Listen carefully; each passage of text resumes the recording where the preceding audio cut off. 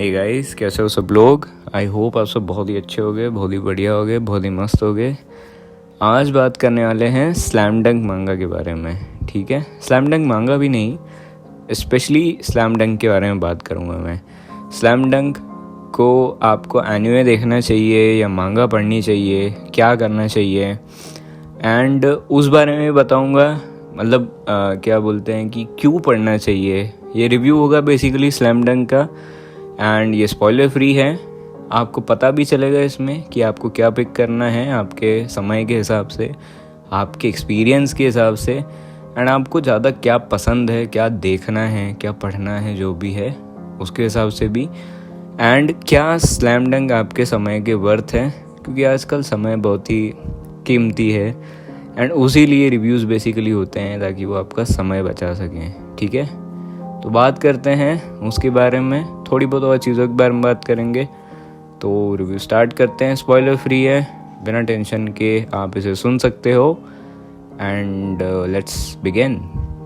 तो सबसे पहले मैं स्टोरी से शुरुआत करता हूँ। स्टोरी स्लैम डंक की कुछ ऐसी है कि एक स्कूल रहता है जहाँ पे जो मेन कैरेक्टर है, ठीक है, वो एक तरीके के जो स्कूल गैंग्स होते हैं ना, उनके जैसा है, एंड इज़ वेरी पावरफुल। उनके कुछ बहुत ही अच्छे दोस्त हैं उनके साथ में, एंड हमारा जो मेन कैरेक्टर है उसका एक लड़की पे क्रश टाइप सा हो जाता है। ठीक है, तो उस पे जो वो लड़की रहती है उसको बास्केटबॉल बड़ा पसंद रहता है, एंड वो जो है लड़की के कारण हमारा जो मेन कैरेक्टर है कहीं ना कहीं उसका झुकाव बास्केटबॉल की तरफ होने लग जाता है।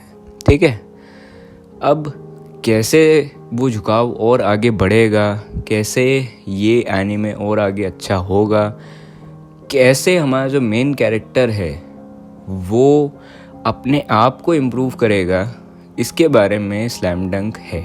ठीक है, इस स्टोरी के ऊपर, एंड वो उसके क्रश का क्या होता है उसके साथ में, वो भी स्लैम डंक उसके बारे में भी है। ठीक है, तो लगभग इसकी स्टोरी मैं तुम्हें बताऊं तो बहुत फ़नी स्टोरी लाइन है, बहुत ज़्यादा फ़नी। इसके जो शुरुआती चैप्टर्स हैं उनमें इतना ज़्यादा ह्यूमर है, एंड उस ह्यूमर को थ्रू आउट स्ट्रेच करा है।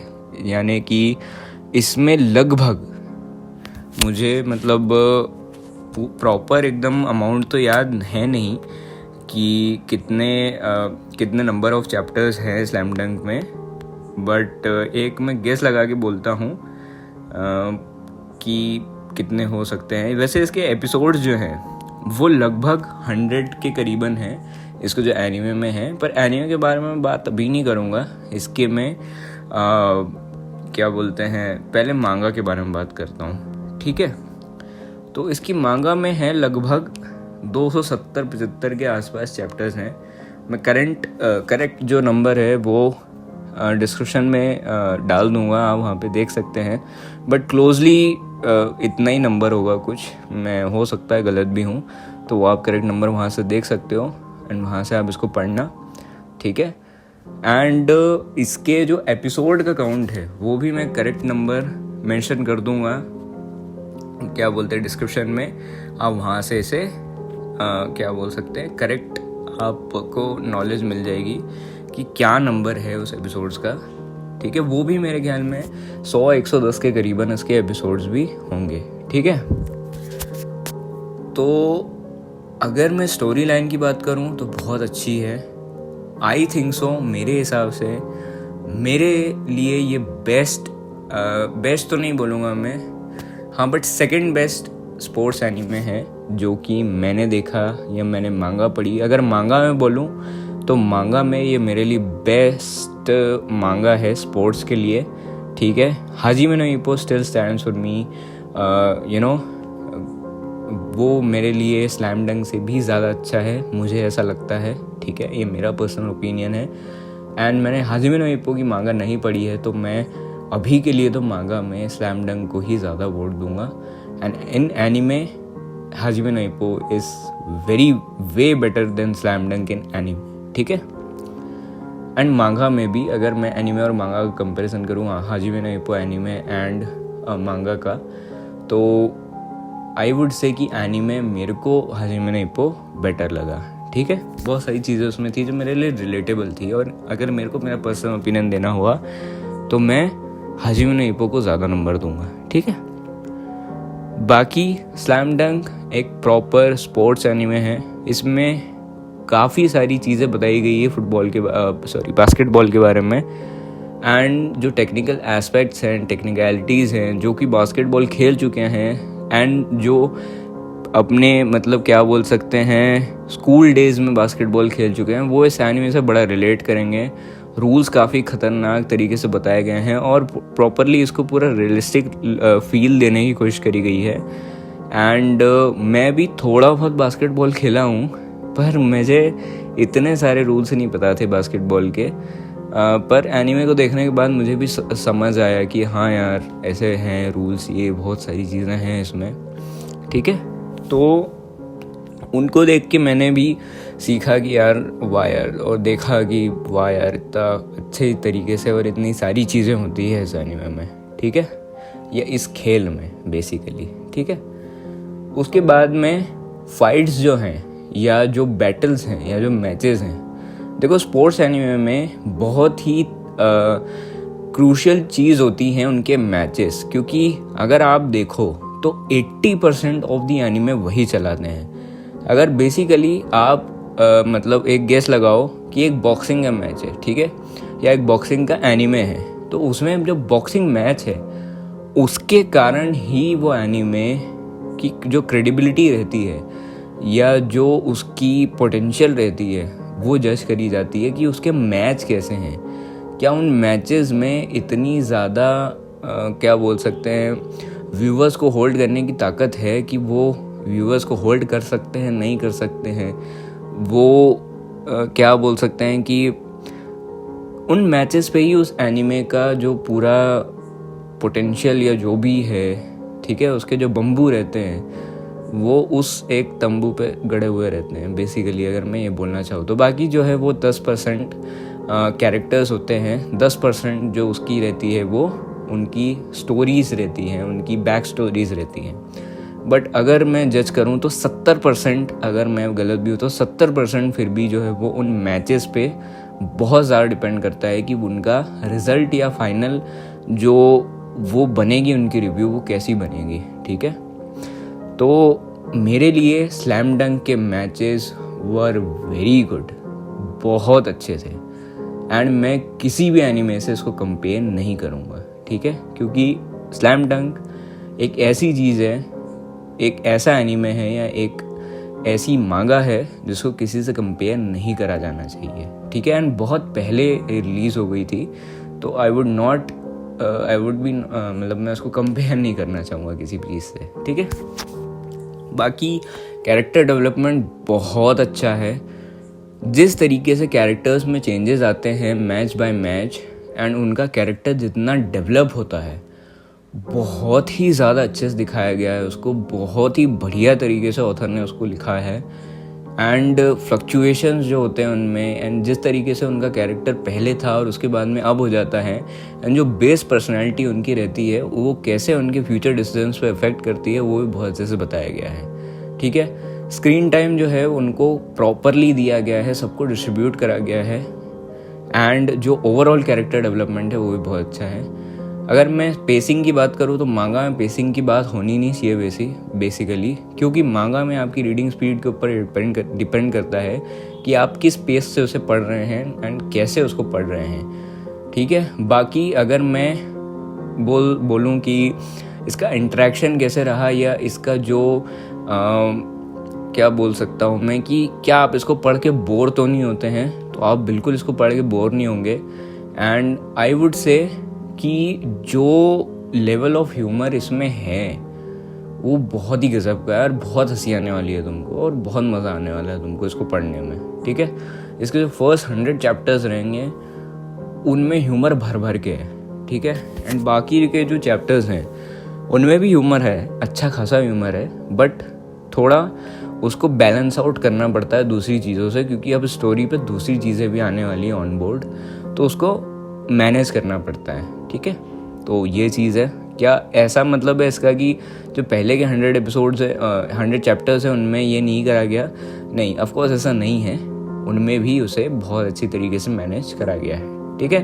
डायरेक्शन इसमें आती नहीं है, स्क्रीन प्ले इसमें आता नहीं है, एडिटिंग इसमें आती नहीं है। चलो एडिटिंग के बारे में बात कर लेता हूँ कि क्या कोई अननेसेसरी सीन्स थे जिसके कारण इसकी स्टोरी के पोटेंशियल पे कोई फ़र्क पड़ता है? तो ऐसा कुछ भी नहीं लगा मुझे। एंड इसका जो आर्टवर्क है वो वन ऑफ द मोस्ट, क्या बोल सकते हैं, इसका स्ट्रॉन्गेस्ट एस्पेक्ट्स है जिसके कारण आपको स्लैम डंक को देखना चाहिए। क्या आर्टवर्क है यार, मतलब गजब, it's like one of the best. And एक स्पोर्ट्स मांगा में ये मेंटेन करना बड़ा मुश्किल है, ठीक है। फिर मैंने फर्दर रिसर्च करी एंड मैं जब वेगाबॉन्ड पढ़ रहा था तो वेगाबॉन्ड से मुझे पता चला कि स्लैम डंक के ऑथर ने ही वेगाबॉन्ड को भी बनाया है या लिखा है। तो वहाँ मैंने वेगाबॉन्ड छोड़ के स्लैम डंक पूरी पढ़ ली, जबकि मेरी गलती थी, मुझे वेगाबॉन्ड भी पढ़ना है। तो जब मैं वेगाबॉन्ड पढ़ लूँगा, कंप्लीट कर लूँगा, तो ऑफकोर्स मैं उसका भी रिव्यू करूँगा। But for now let's continue with slam डंक, ठीक है। स्लैम डंक का मैंने एनीमे देखा नहीं है, बट आई थिंक सो कि वो जो एनीमे है वो मांगा की स्टोरी के साथ में मैच्ड है।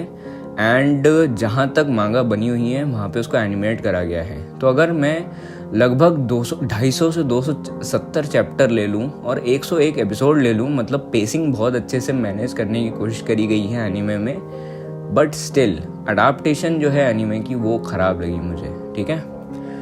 जिस तरीके का ह्यूमर, जिस तरीके की जो क्या बोल सकते हैं, एक व्यूअर का जो बॉन्ड होता है ना, व्यूअर ऑथर बॉन्ड जो भी बोलो उसे, क्या स्टोरी के साथ में जो बॉन्ड होता है वो वहाँ पे क्रिएट नहीं कर पाए लोग, ठीक है। ऐसा मैंने दूसरों से सुना है, ठीक है। इस पर मैं खुद का रिव्यू नहीं दूंगा, बट आई वुड रिकमेंड, अगर मेरे को पर्सनली आपको रिकमेंड करना है कि आपको एनीमे देखना चाहिए, आपको मांगा पढ़नी चाहिए, तो आपको मांगा ज़रूर पढ़नी चाहिए। मांगा is one of the best. और आप बोलोगे कि भाई उसमें एनिमेशन है एंड क्या बोल सकते हैं, हमें मैच पूरा देखने को मिलेगा। हाँ, आई नो कि उसमें सब कुछ आपको इन मोशन दिखेगा, जितने भी गोल्स जो बास्केट्स पड़ेंगे उसमें वो आपको सबको देखने को मिलेंगे, कैरेक्टर इमोशंस है, बहुत सारी चीज़ें हैं। But still I would recommend कि अगर आपने मांगा को एक ट्राई नहीं दी है तो आप उसका पोटेंशियल गेस नहीं कर पाओगे, ठीक है। तो आप मांगा पढ़ो, एंड अगर आपका मन कर रहा है एनीमे को देखने का तब आप जाके एनीमे देख सकते हो। बट अगर आप एक बिगिनर स्टेज पे हो, आप एक बिगिनर लेवल पे हो एंड आपको एनीमे देखने का मन कर रहा है तो आप उसे वहाँ पे देखो, ठीक है। क्योंकि मेरे ख्याल में आपको ये थोड़ा बोर कर सकता है एंड उस वजह से शायद आप स्लैम डंक को क्विट कर दें। इसलिए मैं आपको रिकमेंड कर रहा हूँ कि आप मांगा पढ़ो, तब जाके आप इसका असली पोटेंशियल समझ पाओगे। अगर आप एक बिगनर स्टेज पे हो, आपको उससे कोई फ़र्क नहीं पड़ता पेसिंग वगैरह इस सब इश्यूज से, तो आप एनीमे देख सकते हो। रिकमेंडेशन मेरी फिर भी नहीं रहेगी, पर अगर आपका मन है तो आप देख लो उसको, ठीक है। एंड देन आप इसकी मांगा को पढ़ो, ठीक है। एंड एनीमे देखना ही है तो देख लो, कोई दिक्कत नहीं है, ठीक है। देख सकते हो, दोनों काम भी कर सकते हो, बट मांगा इज़ नेसेसरी। मांगा आपको ज़रूर पढ़ना है। अगर मेरे को इसकी मांगा को रेट करना हुआ तो मैं इसे रेट करूँगा 9.8 आउट ऑफ 10। 9.8 आउट ऑफ 10 मैंने क्यों इसको रेट करा है वो इसकी वजह मैं तुम्हें 9.8 भी नहीं यार, मैं इसको 10 ही रेट करूँगा, ठीक है। क्योंकि मुझे स्लैम डंक मेरा one of the most greatest experience of all time रहा इसको पढ़ना एंड इसकी स्टोरी को विटनेस करना या रीड करना, जो भी बोलो, एक्सपीरियंस करना। एंड उसे मैं शायद कभी भुला नहीं पाऊँगा, इसके कैरेक्टर्स को मैं कभी भुला नहीं पाऊँगा, ठीक है। तो for that experience you should read slam डंक। एंड अगर आप मांगा पढ़ते हो, अगर आप एनीमे देखते हो, तो मेरी आपको एक स्ट्रॉन्ग फिल्मोलॉजी रिकमेंडेशन रहेगी कि आप इस मांगा को ज़रूर पढ़ें, ठीक है। और अगर मैं बात करूं जो ऑथर हैं उनकी, तो उन्होंने बहुत ही बढ़िया तरीके से इसे लिखा है एंड इसमें सब कुछ बहुत ही अच्छे तरीके से हुआ है। इसमें सिर्फ़ और सिर्फ मुझे रिव्यू करना था कि इसकी जो चैप्टर लेंथ अगर तुम्हें लग रही है कि ज़्यादा है, मैं इसे देख नहीं पाऊँगा, तो यार जब तुम इसे पढ़ना शुरू करोगे तब तुम्हें ज़्यादा नहीं लगेगी। क्योंकि देखो, स्लैम डंक सबसे पहली बात ह्यूमरस है एंड ये मास ऑडियंस के लिए बनाई गई है। स्लैम डंक में कोई भी डार्कनेस या किसी भी तरीके की डार्क टोन नहीं है, तो उस वजह से तुम्हारी रीडिंग एक्सपीरियंस पे कोई फ़र्क नहीं पड़ने वाला है। अगर तुम्हें ऐसा ही लगेगा कि तुम कोई कॉमिक बुक पढ़ रहे हो या तुम एक ऐसी स्टोरी को एंजॉय कर रहे हो जो कि एक ईजी टू डाइजेस्ट स्टोरी है, इसमें तुम्हें ज़्यादा दिमाग नहीं लगाना पड़ेगा, ऊपर से जो गेम्स होंगे वो तुम्हें इस लेवल के मिलेंगे और इस तरीके के उनमें क्या बोल सकते हैं कि मतलब एक रहता है ना, एक कनेक्शन जो भी फील होता है या जो एक्साइटमेंट रहती है, जो मैच के टाइम पे हम पूरे एकदम उछलने लग जाते हैं और चीयर करने लग जाते हैं अपनी टीम के बारे में, वैसी कुछ फीलिंग इसमें स्लैम डंक में डाली गई है। तो उसके कारण ये तुम्हें बोर नहीं करने वाली है एंड ऑफ कोर्स इसे कोई भी पढ़ेगा तो इसे एंजॉय ज़रूर करेगा। ठीक है, तो आई वुड से कि रीड स्लैम डंक फॉर श्योर। एंड अगर आपको एनीमे देखना है तो देख लो।